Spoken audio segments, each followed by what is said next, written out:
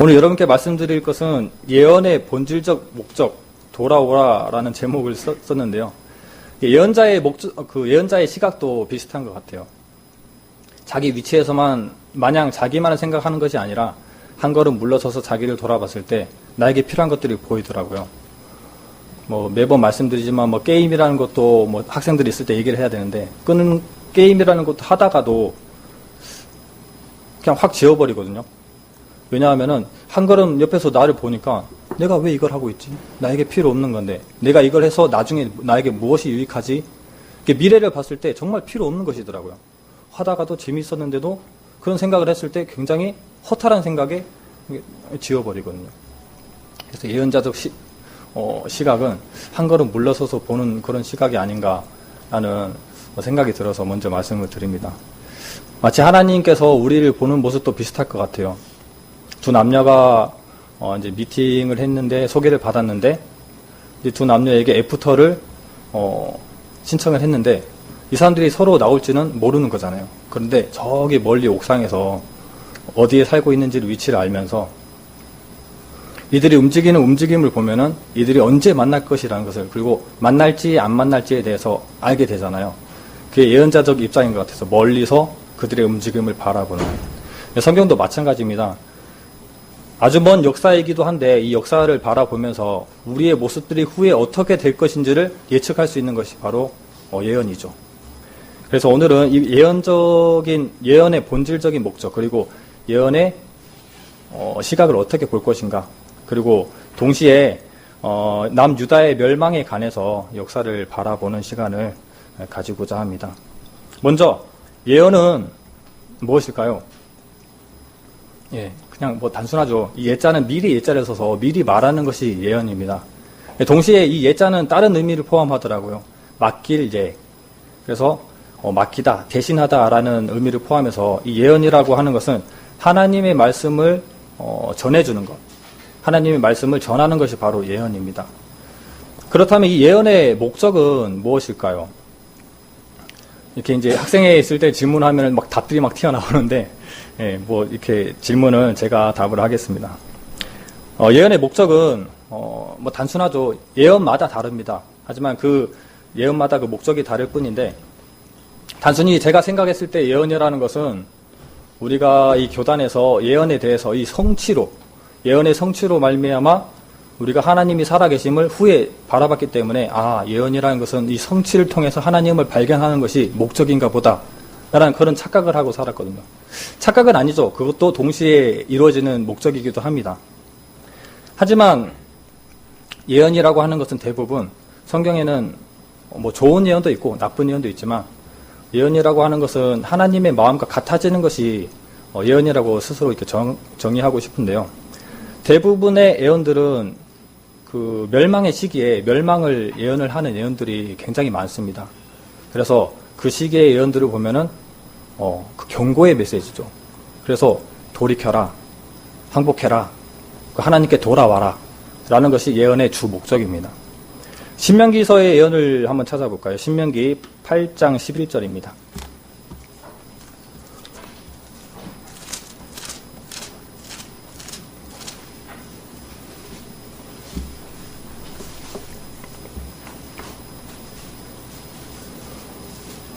신명기 8장 11절 다 함께 읽어보겠습니다.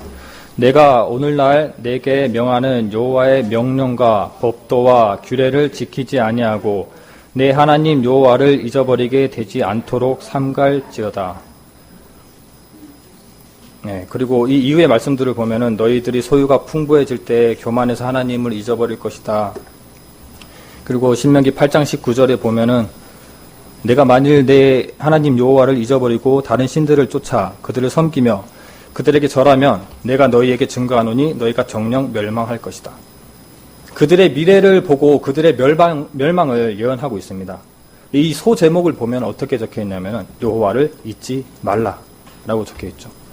예언의 목적이라는 것은 바로 여호와를 잊지 말라. 이 부분에 대해서는 여호와를 잊지 말라는 것이 예언의 목적이 되는 것이죠. 그리고 이 신명기 후반때에 보면은 이 신명기라고 하는 것은 모세가 율법을 백성들에게 땅에 들어가기 전에 한 번 더 말해주는 잔소리라고 하는 성경인데 31장 16절에 보면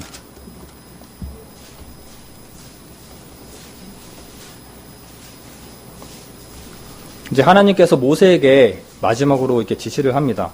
제가 읽겠습니다. 여호와께서 모세에게 이르시되 너는 너의 열조와 함께 자려니와 이 백성은 들어가 거할 그 땅에서 일어나서 이방 신들을 음란히 쫓아 나를 버리며 내가 그들과 세운 언약을 어길 것이니라.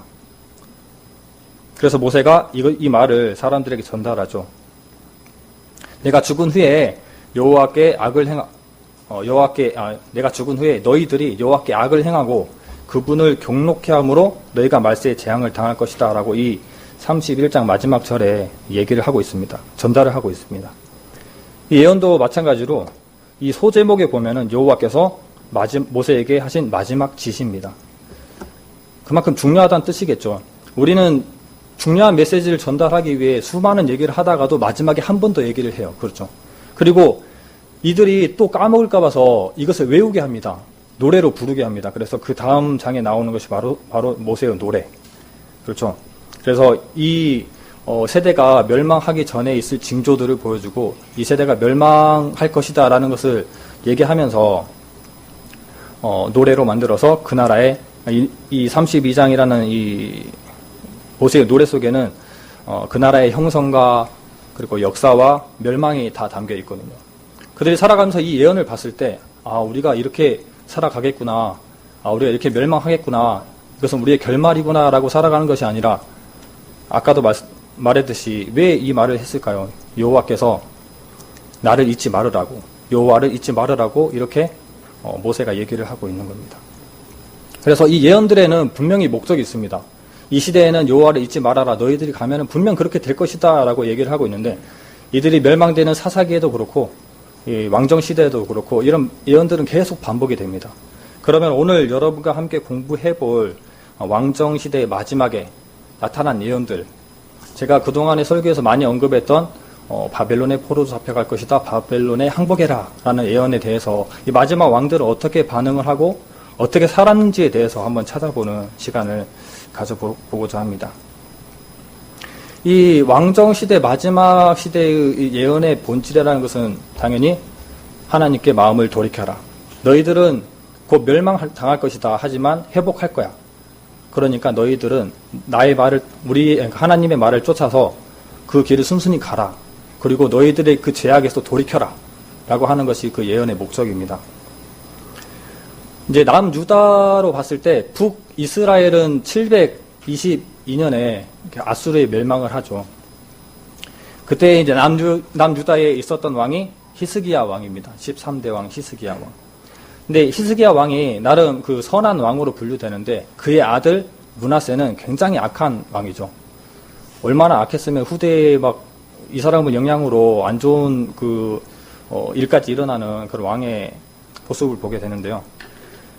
이 므낫세의 엄청난 악행, 그 이후에 16대 왕 암몬 왕, 이 히스기야, 므낫세, 아몬까지는 이스라엘의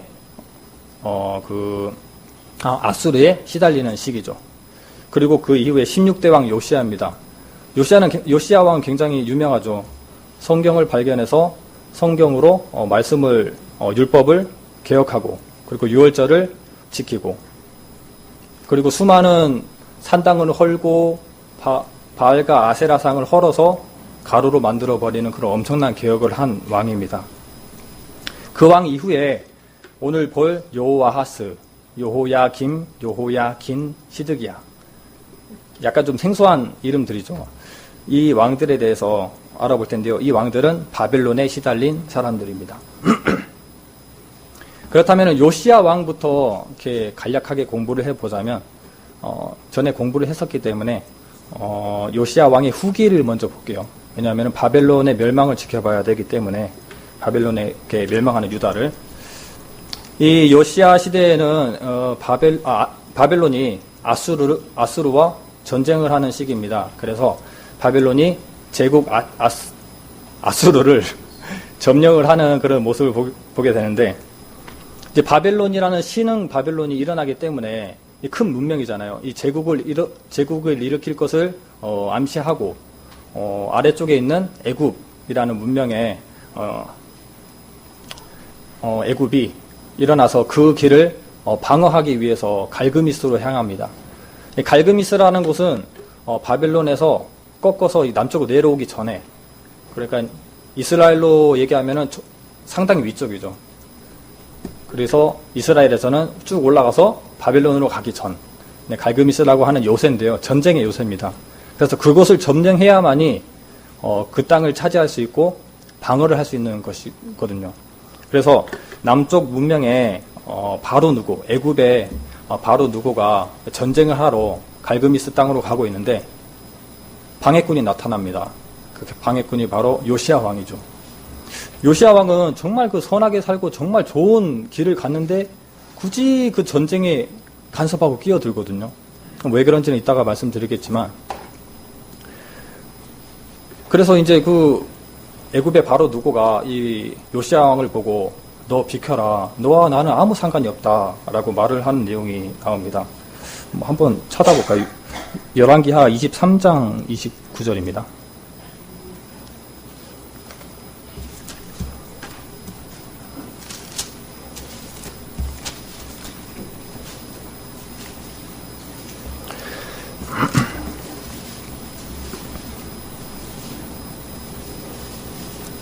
네, 29절을 제가 읽어보겠습니다. 요시야 당시에 애굽 왕 바로 누고가 아수르 왕을 치고자 하여 유브라데 하수로 올라가므로 요시야 왕이 나가서 방비하더니 애굽 왕 요시야를 무기토에서 만난 후에 죽인지라. 이제 역대하에 보면은 더 상세하게 내용이 나와 있는데, 누고가 요시야에게 사자를 보내어 가로되 유다 왕이여, 내가 그대와 무슨 관계가 있느뇨? 내가 오늘날 그대를 치려는 것이 아니요 나로 더불어 싸우는 족속을 치려는 것이라. 그러니까 나는 너랑 상관이 없다, 비켜라 라고 하는데 요시야가 변장을 해서라도 그 싸움에 개입을 합니다. 그래서 우연히 날라온 화살에 맞고 요시야는 죽게 됩니다. 정말 선한 왕이었지만 어이없는 죽음을 맛보게 되는데 그 죽음에도 이유가 있습니다. 그렇게 요시야 왕은 죽게 됩니다. 그리고 그쪽은 이제 갈그미스 전투를 하게 되겠죠. 그리고 남유다에 돌아오게 되는데, 바로 누고가 1차 갈그미스 전투를 하고 비록 진 것 같지만은 비기고 내려왔어요. 내려오는 길에 보니까 요시야 왕이 없는 이 유대 땅에는 요시야 왕의 아들 살룸이라고 하는 사람이 왕을 하고 있었어요. 이 살룸이라고 하는 사람은 바로 여호와하스입니다. 이 마지막에 등장하는 사람들의 이름이 좀 다양하거든요. 여호와하스는 살룸이라고 나와 있고, 엘리야김은 여호야김으로 이름이 바뀌고, 또 여호야김도 마찬가지로 여고냐 이렇게 불리기도 하고, 시드기야도 마따니야, 마타냐후 이렇게 두 가지 이름으로 나오기도 합니다. 하지만 사람들은 딱 4명이에요. 그래서 이 여호와하스가 왕위에 있는 것을 보고 3개월 만에 폐위시켜버리고, 너 누가 왕하라고 해서 내가 시키지 않았지 라고 해서 바로 누고가 폐위시켜버리고 여호야김을 왕위에 올리게 됩니다. 이제 여호야김이 이제 왕이 되게 되는데, 이름은 엘리야김이었죠. 여호야김이라는 이름을 주는 것은 애굽의 바로 누고가 나에게 복종해라, 내가 너에게 이름을 주겠다 라고 해서 이름을 주고, 여호야김은 애굽의 통치를 받게 됩니다. 그래서 요시야 왕이 그 전에 바로 누구에게 싸움을 걸었기 때문에, 그리고 요시야 왕이 졌잖아요. 그래서 애굽은 유다에게 전쟁 배상금을 요구할 수가 있어요. 그래서 은하 100개, 100달란트, 그리고 금화 1달란트. 지금 가격으로 계산해 보니까 한 10억 정도 나오더라고요. 그런 배상금들을 조공으로 바치게 얘기를 좀 요구를 합니다. 근데 여호야김은 앞서 여호와하스도 굉장히 악한 왕입니다. 여호와하스, 여호야김, 시드기야, 이 4명의 왕 전부 다 여호와 보시기에 악행을 했다라고 나와 있는 왕들입니다. 그리고 이 여호와하스는 성경의 예언에 따라 그의 악행대로 애굽에 끌려가서 죽임을 당하고, 여호야김의 시대에는 애굽을 의지하고 살아갔는데 모든 예언자들이 하는 말이 있었죠. 바벨론에 하지 마라. 바벨론에 잡혀가라. 라고 하는 말씀들을 듣게 됩니다. 이때 수많은 예언자들이 나오는데요. 특히 우리가 오늘 주목해 봐야 할 예레미야 선지자, 그리고 나훔이나 스가랴, 하박국, 이런 사람들이 다 유대 이 시기에 예언을 통해서 바벨론에 항복해라 라고 똑같은 메시지를 외치고 있는 사람들입니다. 그런데 이 여호야김은 바벨론이 쳐들어오게 되는데 BC 605년 또 2차 갈그미스 전투가 일어나게 돼요. 그런데 이제 그 바로 누구도 올라갔겠죠. 근데 아까 1차 갈그미스 때는 이제 느부갓네살 왕이 아니라 나보폴라사레라고 하는 느부갓네살 왕의 아버지의 전쟁이었고, 이번에는 이 땅을 점령할 그 느부갓네살 왕과 바로 누구의 전쟁이 2차 갈그미스 전투가 일어나게 됩니다. 이때에는 당연히 성경의 예언대로 바벨론이 승리해서 밑으로 내려오게 되겠죠. 그러니까 애굽은 도망가게 되고 바벨론이 남유다를 간섭하기 시작을 합니다. 그래서 이때 요야김이 이제 조공을 애굽이 아니라 바벨론에 바쳐야 되는 경우가 됐어요. 그리고 이때 1차 바벨론의 포로로 끌려가는 모습을 보게 되는데, 이때 가는 사람들이 기능공들과 지식인들과 젊은이들, 그러니까 꼭 필요한 사람들, 돈 될 만한 사람들을 다 데리고 갑니다. 그 중에 있는 사람들이 다니엘과 그 친구들이 있죠. 근데 이때부터는 왕의 딜레마가 굉장히 크게 돼요. 왕의 딜레마가 우리가 친애굽에 붙어야 되나, 친바벨론을 해야 되나, 이것이 그들에게는 딜레마였어요. 왜냐하면 애굽은 아무래도 힘이 좀 적어 보이지만 가깝고, 그리고 바벨론은 이 애굽보다 3배나 멀어요. 그래서 우리가 뭐 좀 잘못하면 금방이라도 쳐서 혼날 것 같은 데가 바로 애굽이란 말이에요. 그래서 왠지 우리를 도와줄 수 있고 가까운 곳에서 뭉칠 수 있게 환경을 주는 애굽에 붙는 것이 더 좋지 않을까라고, 이 수많은 예언자들이 올바른 얘기를 하지만 또 반대로 거짓 예언자들은 애굽에 붙는 것이 맞다라고 얘기를 하면서 하나님이 이 땅을 구원해 주실 것이다 라고 거짓말을 합니다. 하지만 사람들은 그 얘기를 더 좋아해요. 왜냐하면 우린 좋은 설교, 우리가 복 받는다는 설교, 그리고 우리가 잘 된다는 그런 설교들이 훨씬 더 듣기 좋잖아요. 마찬가지로 그런 것 같아요. 사실 제가 이 단에 서가지고 여러 번 설교를 했었는데 대부분 이상하게 지적하는 설교들을 많이 했더라고요. 그러니까 지적이라기보다 지금의 나의 잘못된 모습을 돌아보는. 근데 이 설교가 과연 성도님들 듣기에는 불편하지 않을까라는 생각들도 많이 했었거든요. 그런 것처럼 이 시대에도 멸망의 시기인데도 불구하고 거짓 예언자들은 하나님께서 구원하실 것이야, 애굽에 붙어라 라고 얘기를 합니다. 지난주에 그 목사님께서 하신 말씀 있죠. 라합을 돕는 자. 이따가 다시 읽어보도록 하고요. 아무튼 열왕기하 24장 1절을 한번 읽어보겠습니다. 가까운 데 있으니까 읽어볼게요. 여호야김 시대에 바벨론 왕 느부갓네살이 올라오매 여호야김이 3년을 섬기다가 돌이켜 저를 배반하였더니. 애굽을 섬기다가 바벨론이 이제 간섭을 했으면은 바벨론을 섬겨야 돼요. 차라리 예언자들의 말이 맞다면 그렇게 살았으면은 목숨은 부지했겠죠. 그런데 배반을 하게 됩니다. 그래서 이 이후의 내용들을 보면은 바벨론의 부대, 암몬의 부대, 모압의 부대가 유대를 치는 모습들을 보게 됩니다. 그리고 이 여호야김은 바벨론에 끌려가는, 이제 성경에 예언되기를 시체가 성 밖으로 버려지겠다라고 했으니까 이 사람도, 여호야김도 굉장히 비참한 죽음을 맛보았을 것이다라는 생각이 들어집니다. 그리고 여호야김의 아들 여호야긴이 그 다음 왕을 이어가는데요. 아까 말씀드린 대로 요고냐라고 하는 이름, 그리고 고니야라고 하는 이름이 있습니다. 이 왕은 18세의 왕위에 올라서 여전히 여호와 보시기에 악행을 저지릅니다. 그리고 이 여호야김 시대처럼 여호야긴 때에도 예레미야와 수많은 선지자, 특히 예레미야가 그에게 직접적으로 얘기를 하는 것이죠. 바벨론에 망할 것이다. 그러니 항복해라 라고 얘기를 해줍니다. 이 말씀 제가 읽어보겠습니다. 예레미야서 22장 25절. 내 생명을 찾는 자의 손과 너의 두려워하는 자의 손, 곧 바벨론 왕 느부갓네살의 손과 갈대아인의 손에 줄 것이라 라고 예언을 하게 됩니다.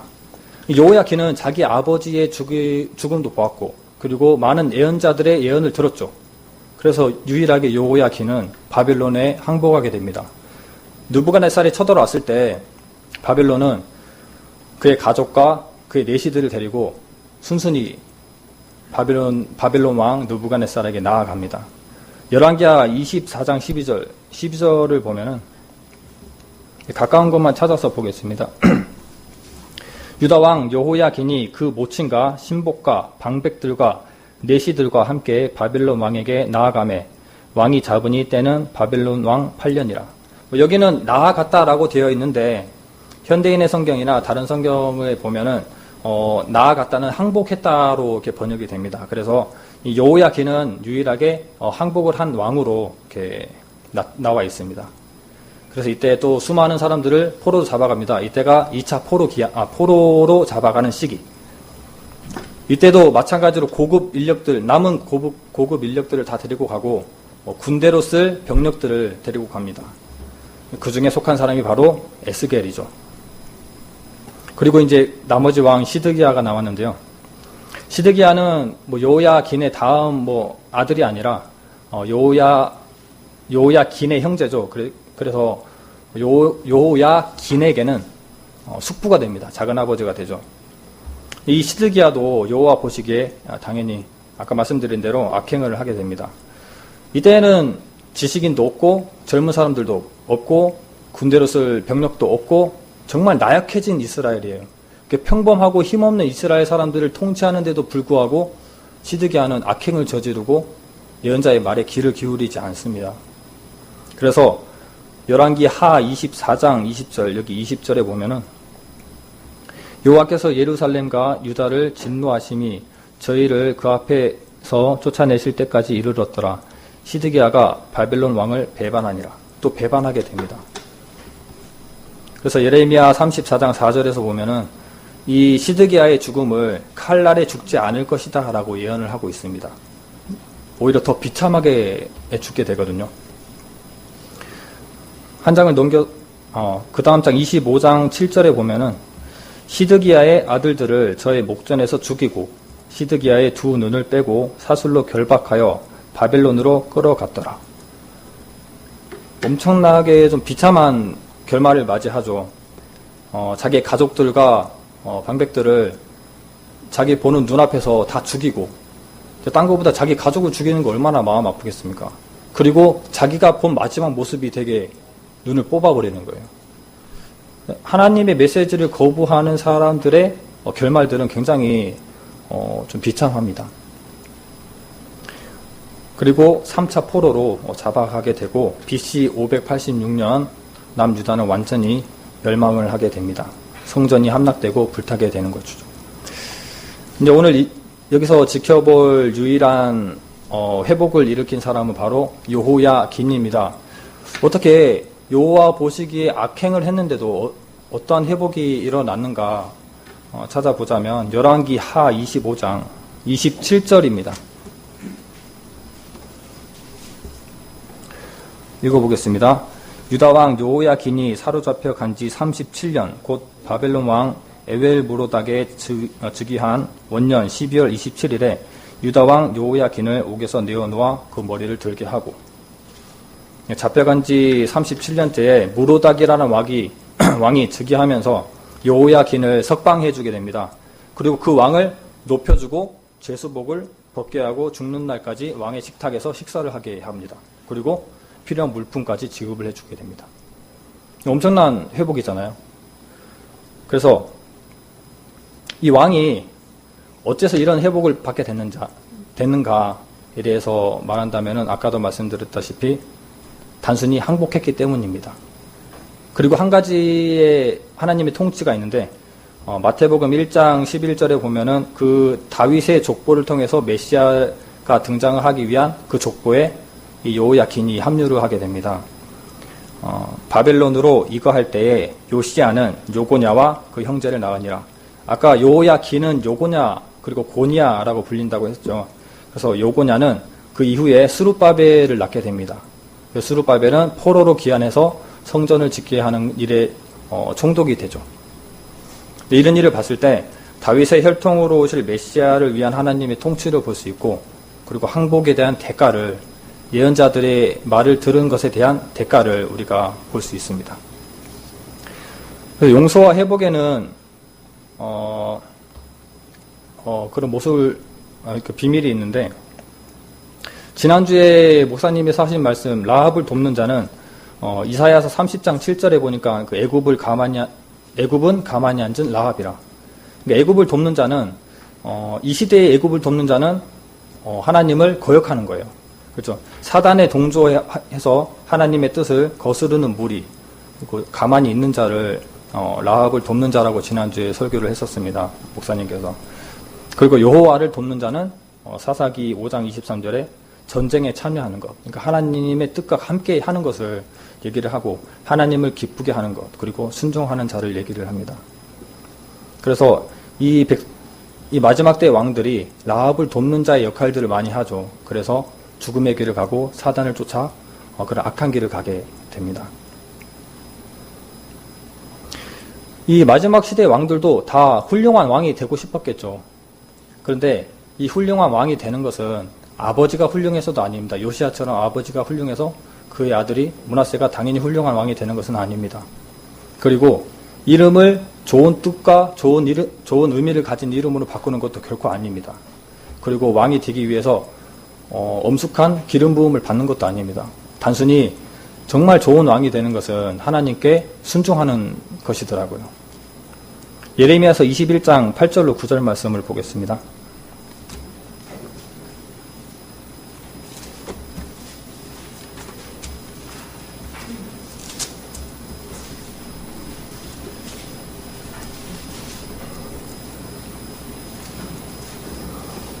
(21장 8절로 9절입니다)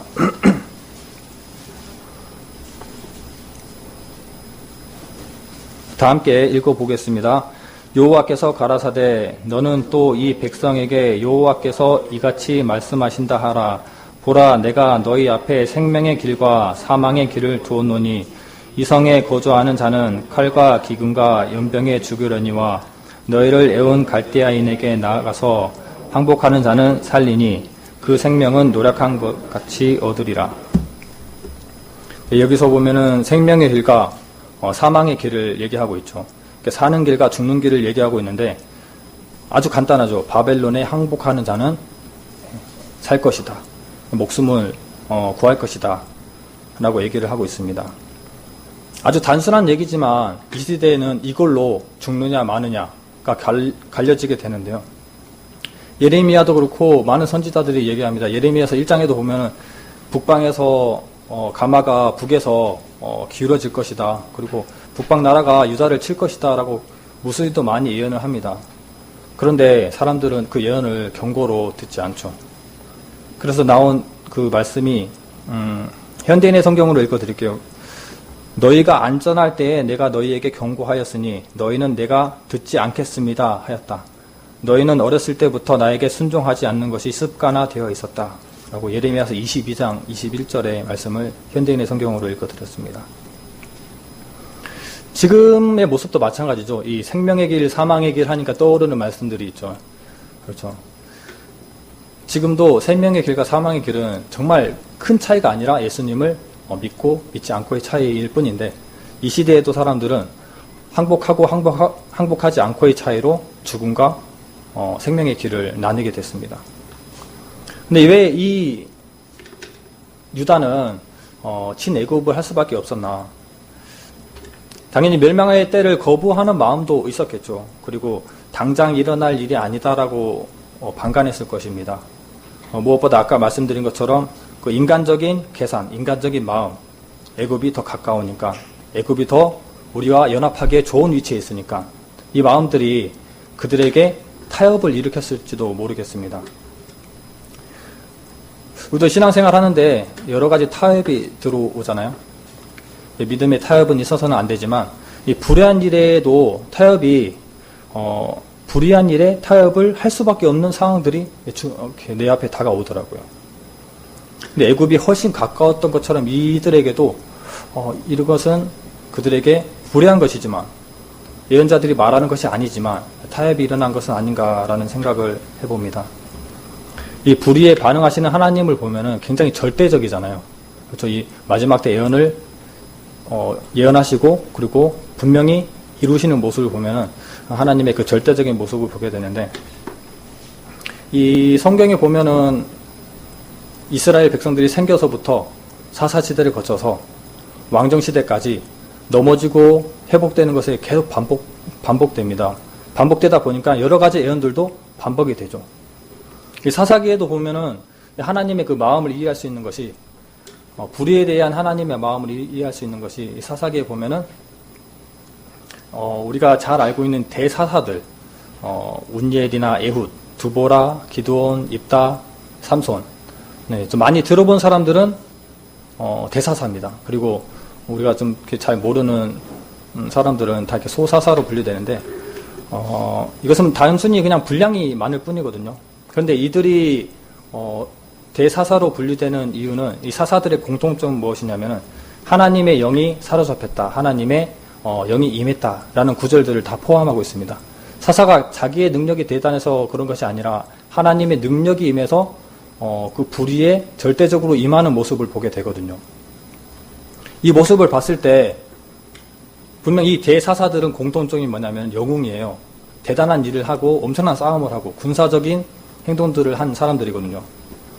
이들을 봤을 때 하나님의 능력이 임했을 때, 하나님의 능력이 사람에게 임했을 때 나타나는 군사적인 개입을 생각할 때에 하나님이 불의에 반응하시는 모습은 이런 것이겠구나.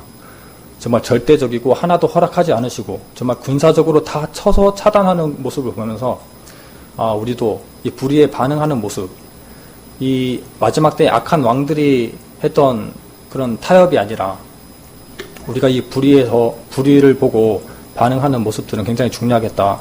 정말 진정한 신앙을 가진 사람이라면은 불의에 분노함이 있어야 되고 믿음의 타협은 없어야 되겠습니다. 이제 그 예언을 한 가지 볼 건데요. 예레미야서 3장을 보겠습니다.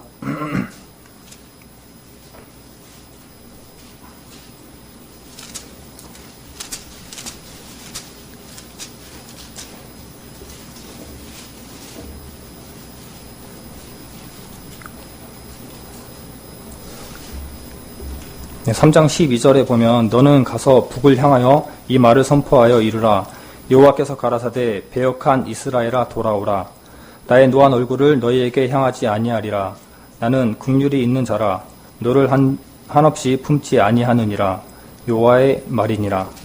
또 예레미야서 14장에 보면은 배역한 자식들아 돌아오라. 그리고 22장에 보면은 배역한 자식들아 돌아오라 라고 얘기를 합니다. 이것이 예언자들이 주는 하나님의 마음이고 하나님의 메시지입니다. 그 마지막 때까지 그 악한 왕까지도 목숨을 살 수 있는 기회를 주시는 것은 한 사람이라도 더 하나님의 마음을 합하고 하나님의 마음을 이해하고 하나님이 돌아오라고 하는 그 메시지를 받기를 원했던 마음이 있었겠죠. 그래서 우리는 이 시대에 이런 것들을 생각해 봐야 됩니다. 이제 구약의 사람들은 장차 일어날 일을 예언을 했습니다. 그리고 신약의 선지자들은 이 교회의 위기를 해결하는 일을 위해서 이 예언을 사용했습니다.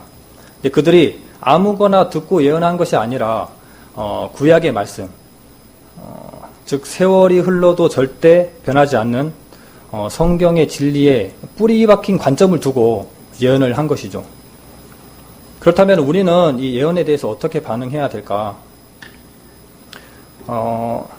정말 이 각 시대의 교회에 좀 많은 문제들이나 몇 세대 전에 믿음의 조상들이 직면했던 문제들이 계속 반복이 되잖아요. 동일한 문제들이 시대마다 되풀이되고 있는 것들을 보면서 이 구약의 말씀과 신약의 말씀들을 우리에게 접목시켜서 이 시대가 어떻게 될지를 예측할 수가 있는 겁니다. 그래서 지금 나의 모습, 아까 초반에도 말씀드렸지만 단에 서 있는 내 모습이 너무 보기 싫어서 고쳐야 할 것들을 발견하고 그 부분에 대해서 학습하고 필요한 것들을 해야 되겠다 싶어서 발음 교정도 좀 해야 될 것 같고, 말도 좀 더 많이 해봐야 될 것 같고, 좀 목소리도 좀 크게 명확하게 해야 될 것 같고, 그런 필요한 것들을 정리하는 시간들을 가졌었는데, 마찬가지로 우리도 한 걸음 물러서서 내가 과연 지금 하나님께 돌아갈 자세를 가지고 있는가에 대해서 생각을 해본다면, 마치 내일은 안 올 것 같아서 오늘은 이렇게 살아도 괜찮아. 하지만 내일도 당연히 이렇게 살아갑니다. 우리는 돌아서서 정말 하나님께로 향하는 그런 엄청난 개혁이 있지 않으면은 여전히 이렇게 살아가다가 끝날에 가까웠을 때도 불구하고 하나님이 주신 징조들을 봄에도 불구하고 내일은 아닐 거라고 하고 살아갈 겁니다. 예언자적 관점에서 본다면 나 자신을 한 걸음 옆에서 모든 것들을 정리해보고 스캔해본다면 내게 필요한 것이 무엇이고 내가 가야 할 방향이 무엇인지를 생각해 볼 수 있지 않을까라는 생각이 들어집니다. 그래서 예수님께서는 그리고 구약의 여러 모습들을 보면은 마지막 때에 대한 징조를 많이 얘기를 해주고 있잖아요. 그렇다고 너희들이 마지막 때 이렇게 될 것이다 라고 했을 때 우리가 그 모습을 바라보면서 진짜 하나님 말이 맞구나, 정말 이 마지막 시대는 스펙타클하구나, 지진 더 큰 거 오면 더 엄청나겠어, 막 이런 이상한 생각들도 많이 하잖아요. 근데 그렇게 예언을 주시고 마지막 때 징조를 주신 목적은, 그 예언의 목적은 우리 보고 그런 것들을 보거든 깨어있어라, 돌아서라 라는 것이지, 그런 것들을 보고 놀라고 즐거워하지 말아라 라는 것은 아니잖아요. 그래서 이 마지막 때의 징조에 관해서 우리가 발견을 한다면은 더욱더 주님 앞에 돌아가고 깨어있어야 하고, 또 많은 사람들 전도하는데 목적을 둬야 되겠죠. 사실 이 말씀을 준비하기 전에 제가 이제 하고자 하는 말씀은 이게 아니었고, 사실은 이 예언에 대해서 정리를 하고 싶었어요. 왜냐하면은 이 예언을 보면은 바벨론에 포로 잡혀가서 귀환하잖아요. 그런데 그 말씀을 인용해서 이스라엘이라는 나라가 회복되는 말씀과 이어지게 됩니다. 그런데 저는 구분이 잘 안 가더라고요. 어떤 것이 포로 귀환인지, 어떤 것이 이스라엘 나라의 회복인지 구분이 안 가서 이제 학교에도 물어보고 했는데 답을 쳐준 사람이 아무도 없더라고요. 그래서 찾아보겠노라라고 했는데 그렇게 복잡한 문제는 아니었습니다. 여기서 보면은 돌아와서 회복하는 것들을 많이 보게 되는데, 뭐 동서남북 열국에서 돌아온다는 것을 이스라엘의 회복으로 보면 되고, 그리고 다른 것 그렇지 않은 것들을 바벨론에서 회복되는 것으로 가볍게 정리를 하면 되는 것이고, 또 두 번째 방법은 절대 흩어지지 않겠다라는 구절을 가지고 있는 것은 마지막 때의 회복, 이스라엘 나라의 회복으로 분류가 할 수 있겠다라는, 아주 단순하게 끝나버리더라고요. 찾다 보니까. 그래서 이것은 별로 다룰 것이 못 되겠다 싶어가지고 찾다가 이제 가장 중요한 예언은 그겁니다. 이스라엘이란 나라가 1900년 만에 회복되는 것은 예수님께서 말씀하신 무화과 나무의 비유가 가장 명확한 것이고요. 그래서 이제 이 이스라엘 나라들이 1900년 만에 나라를 이루잖아요. 그래서 성경을 우리가 사실이다라고 믿을 수 있는 전도 집회 때 그런 말씀들을 많이 듣게 됐는데, 한 가지 마지막 때 징조에 대해서 한 가지 다뤄보자면, 이스라엘이란 나라가 다시 형성되기 위해서 열국에서 사람들이 돌아가는데, 그 사람들을 흩어지는 사람들을 디아스포라라고 부르잖아요. 그런데 이 디아스포라 중에서도 각자 그 나라마다 불리는 이름이 좀 다릅니다. 뭐 스파라딤, 아슈케나지, 그리고 미즈라히라고 부르는데, 뭐 간단히 말씀드리자면 스파라딤은 남유럽 쪽을 얘기하고 있고, 이베리아 반도, 포르투갈, 그리고 스페인 사람들을 얘기합니다. 아슈케나지는 동유럽과 독일 사람들을 얘기하고, 미즈라히는 중동, 이디오피아, 아프리카 사람들을 얘기합니다. 왜 이 말씀을 드리냐면은, 이스라엘이란 나라가 회복되기 전에 알리아가 있었어요. 알리아라고 하면은 그 나라의 많은 유대인들이 이스라엘로 돌아가는 것. 알리아라는 뜻이 이제 올라가다라는 뜻인데, 많은 사람들에게 알리아의 일이 일어났습니다. 그래서 이스라엘 나라가 회복이 된 거예요. 하지만 우리는 그 알리야가 한 번 이루어지고 끝난 것이라고 생각을 했는데 여전히 그때부터 지금까지 계속 이루어지고 있었더라고요. 그래서 나는 이 시대의 징조가 한 번에 다 이루어졌기 때문에 지금 기다리면 되겠다. 언젠가는 오시겠다라는 생각을 하고 살았었는데 이 알리야가 지금도 계속 진행 중입니다. 갈수록 더 많은 사람들이 이스라엘로 돌아가고 있어요. 그 중에 이제 그 아까 말씀드린 스파라딤의 스페인 사람들 이 중에서 엄청난 핍박으로 돌아가지 못하고 기독교로 강제 개종한 사람들이 있거든요. 이 사람들은 유대 사람들 기준에서는 버려진 사람들이에요. 왜냐하면 기독교로 개종했기 때문에.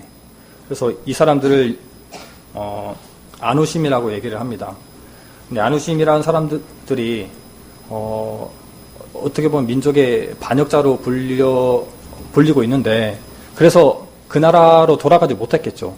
하지만 이 아누심에게도 회복이 이루어지고 있다라는 내용을 유튜브로 보게 됐는데 뭐 사실인지 아닌지는 사실인지 아닌지가 아니고 이게 정말 이 마지막 때의 회복인지 아닌지를 모르겠지만 지금도 그 일들이 이루어지고 있다라는 말씀을 오바댜서 1장 20절의 말씀을 인용해서 하고 있더라고요. 사로잡혔던 이스라엘의 뭇 자손은 가나안 사람에게 속한 땅을 사르밧까지 얻을 것이며 예루살렘에 사로잡혔던 자 곧 스바랏에 있는 자는 남방의 성읍들을 얻을 것이니라. 잘못 적었네요. 그래서 이 스바랏이라고 하는 것은 히브리어인데 이제 스페인을 얘기합니다. 그리고 남방의 성읍은 네게부 땅을 얘기를 하고 있는데 아직은 네게부 땅이 황무지라고 하더라고요. 그래서 지금 추진하고 있는 것이 네게부 1220이라고 해서 한국 사람이 추진을 하고 있고 이곳에 돌아오고 있는 사람들이 아누심이라고 하는 스바랏 사람들, 스페인 사람들이 돌아오고 있다라는 것을 최근에 또 마지막 때의 징조의 모습을 또 보게 됐거든요. 뭐 이 일이 뭐 사실인지 아니면 진행 중인지 뭐 성경의 예언으로 충분히 쓸만한 것인지는 모르겠지만 우리가 중요하게 생각해야 되는 것은 뭐냐면은 마지막 때의 징조나 예언의 성취를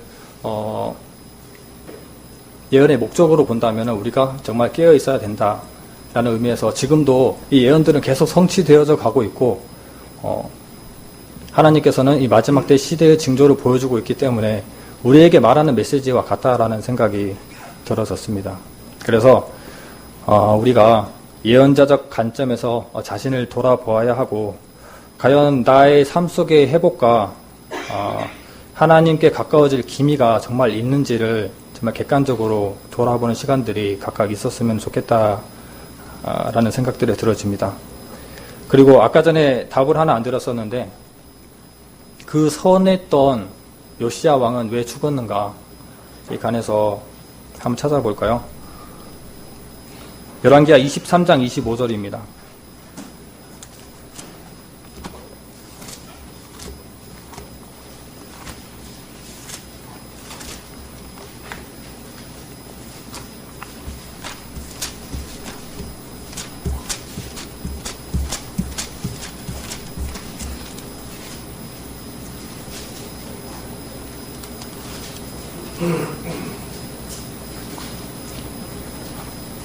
열왕기하 22장 20절입니다.